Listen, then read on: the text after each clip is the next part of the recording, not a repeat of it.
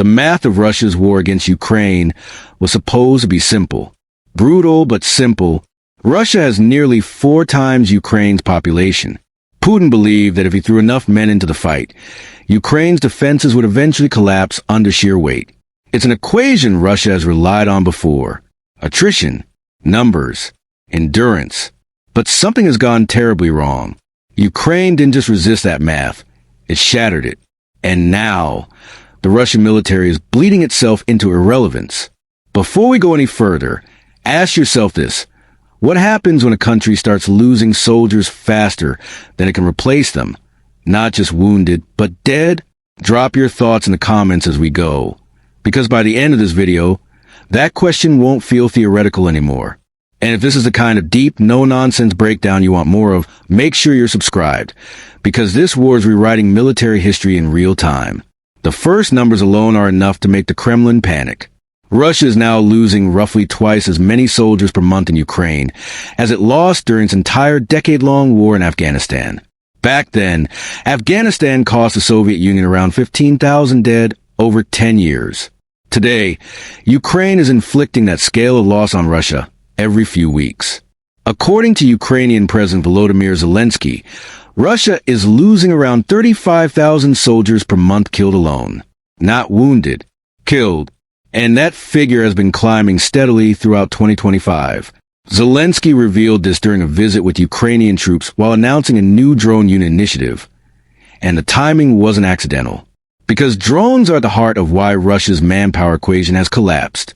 TVP World reports that Russian fatalities rose from around 14,000 per month to as high as 35,000 in a single year. When wounded, captured, and deserters are added, total Russian casualties climb to as many as 45,000 per month. Meanwhile, Russia is mobilizing between 40,000 and 43,000 soldiers monthly, and even then, 10 to 15% desert or are wounded almost immediately. That means Russia's army is no longer growing. It's shrinking, slowly at first, now rapidly. And Zelensky says Ukraine's drone operators are the primary reason why. Here's a statistic that truly breaks Putin's strategy. Roughly 80% of Russian soldiers killed in Ukraine are now being killed by drones. Not artillery, not small arms. Drones. Cheap, precise, relentless machines that never sleep and never miss twice. Ukraine has turned the battlefield into a permanent kill zone, and Russia has no effective answer. But it gets worse. Much worse. Traditionally, wars follow a grim but predictable ratio. For every soldier killed, about 3 are wounded. That rule held during World War II, the deadliest conflict in human history. Modern armies usually do far better. In Afghanistan, U.S. forces saw roughly 1 death for every 10 wounded. Among U.S. Marines, it was closer to 1 to 13. Medical evacuation, armor, doctrine, all of it is designed to keep soldiers alive. Russia has completely inverted that equation. Until early 2024, Russia was barely maintaining a 1 to 3 killed to wounded ratio. That alone was already poor for a supposedly modern military. But then something snapped. By late 2025, Russia crossed a line no professional army wants to approach. More soldiers were dying than being injured. By the end of the year, 56% of Russian casualties were deaths. That's roughly 12 killed for every 10 wounded, 6 dead for every 5 injured. That isn't attrition. That's collapse. And as Putin sits inside the Kremlin, surrounded by fewer loyal generals every month, he has to confront a terrifying reality. This war is no longer about whether Russia can outlast Ukraine. It's about whether Russia can survive its own losses at all. Why is this happening? Why are Russian soldiers dying at such unprecedented rates instead of being wounded? And why has Ukraine's battlefield strategy turned manpower, Russia's greatest opposed strength, into its greatest weakness? The answers reveal where this war is truly heading. Russia's casualty numbers aren't just high. They're distorted in a way that signals systemic failure. And to understand why more Russian soldiers are dying instead of being wounded, you have to look at how the battlefield itself has changed. Ukraine didn't just add drones to its arsenal. It rebuilt its entire way of fighting around them. And that shift quietly dismantled everything Russia's military doctrine depends on. For most of modern warfare, artillery has been the main killer. It's loud, destructive, and terrifying, but it's also inefficient in one crucial way. Artillery shells usually don't hit soldiers directly. They explode nearby, scattering shrapnel. That shrapnel wounds more often than it kills. A leg torn open, a shoulder shredded. Painful, life-altering injuries, but survivable if evacuation happens fast enough. That's why armies plan for wounded soldiers, not mass death. Ukraine changed that equation with FPV drones. These drones trade raw explosive power for precision. They don't land near a target. They are flown directly into it. A soldier in a trench. A group sheltering behind a vehicle. A wounded man crawling away. FPV drones strike exactly where operators want them to strike, often detonating at head or torso level. The result is far more lethal than shrapnel. Less noise, less randomness, more death, and Ukraine isn't using a handful of these systems. It's flooding the battlefield with them. In 2025 alone, Ukraine planned to produce at least 2.5 million drones and reportedly push production capacity beyond 4 million by the end of the year. That number matters because quantity changes behavior. Russian units can't move without being seen, can't regroup without being tracked, can't evacuate without being hunted. That's the second piece of the collapse. Evacuation. In military medicine, there's something called the golden hour. It's the window of time after a soldier is wounded during which rapid evacuation dramatically increases survival. Miss that window and survivable injuries turn fatal. Ukraine's drone saturation has effectively erased the golden hour for Russian forces. Reconnaissance drones loiter constantly over roads, fields, and tree lines. They spot movement instantly. If Russian troops try to evacuate wounded soldiers across open ground, they're detected. If a vehicle approaches, it's marked. Then FPV drones are launched, guided in real time, often hitting evacuation teams themselves. The result is hesitation. Commanders delay evacuation. Medics wait for safe windows that never come. And wounded soldiers bleed out, freeze, or succumb to shock while drones hover overhead. This isn't speculation. Ukrainian drone operators have openly described tactics where artillery or initial strikes wound soldiers, and FPV drones are then used to target those wounded before help can arrive. It's brutal, it's efficient, and it drives Russia's dead-to-wounded ratio higher with every passing month. Russia's own evacuation system was already fragile before drones reached this level of dominance. Reports from mid-2024 showed Russian military doctors complaining that basic first aid training was inadequate, supplies were limited, and evacuation chains were slow or non-existent. Some wounded soldiers waited days, others weeks. Many were never retrieved at all. Drones didn't create that dysfunction. They exposed and amplified it. Now add terrain to the equation. Mud seasons, open fields, sparse cover. Ukrainian drones don't need roads. They don't care about terrain. Russian soldiers do. Every attempt to maneuver funnels them into predictable paths, and predictability is lethal under constant aerial surveillance. This is why Russia's numerical advantage has flipped into a liability. Sending more soldiers doesn't dilute Ukraine's firepower. It feeds it. More bodies mean more targets. More movement means more detection.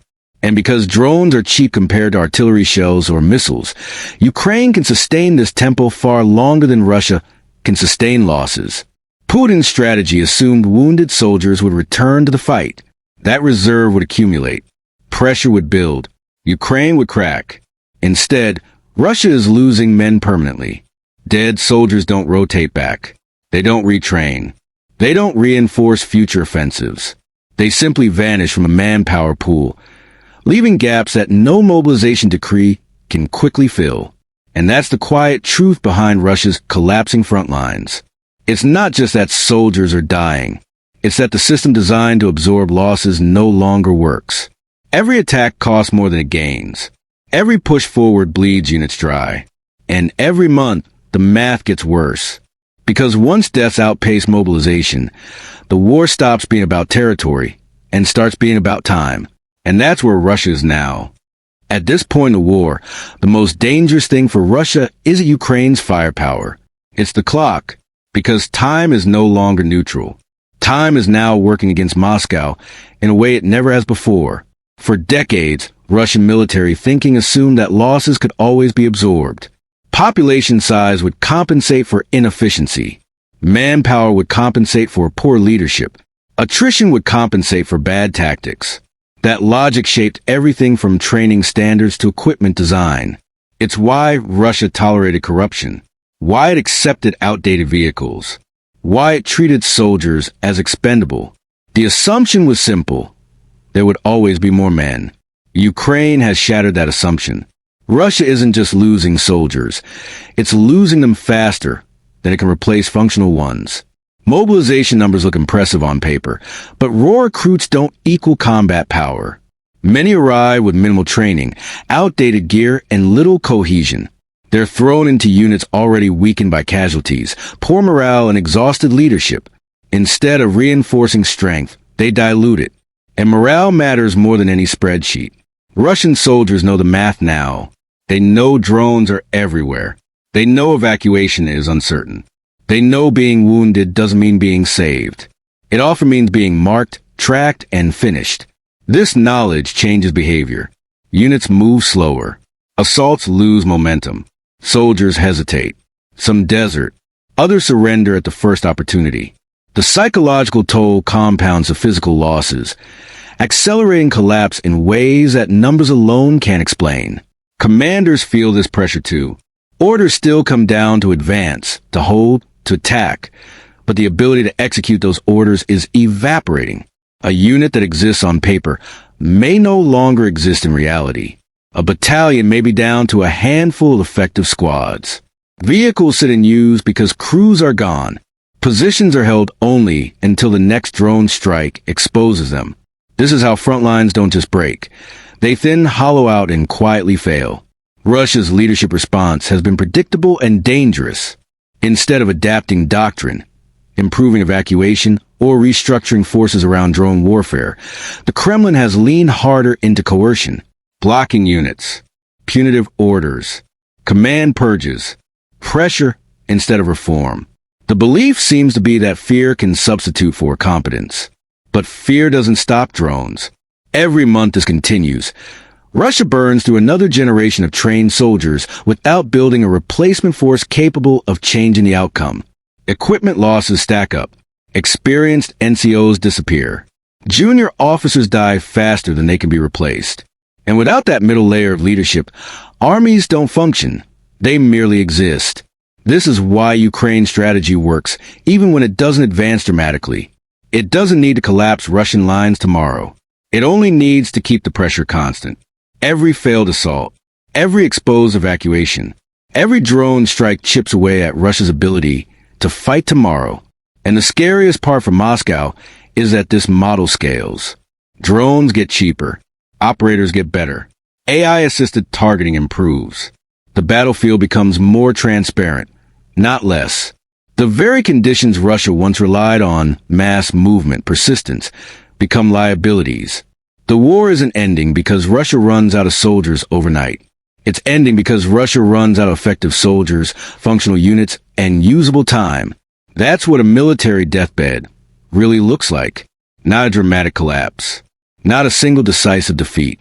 But a slow, irreversible breakdown where every solution creates a bigger problem, and every month makes recovery harder. And if this trend continues, the final outcome won't be decided by one offensive or one political decision. It will be decided by arithmetic. Russia can no longer escape. If this breakdown of modern warfare changed how you see this conflict, make sure you're subscribed. We don't just tell you what happened. We explain why it matters and where it's heading next. Drop a comment and tell me this. Do you think Russia can adapt to this new kind of war, or is the math already final? I'll see you in the next one.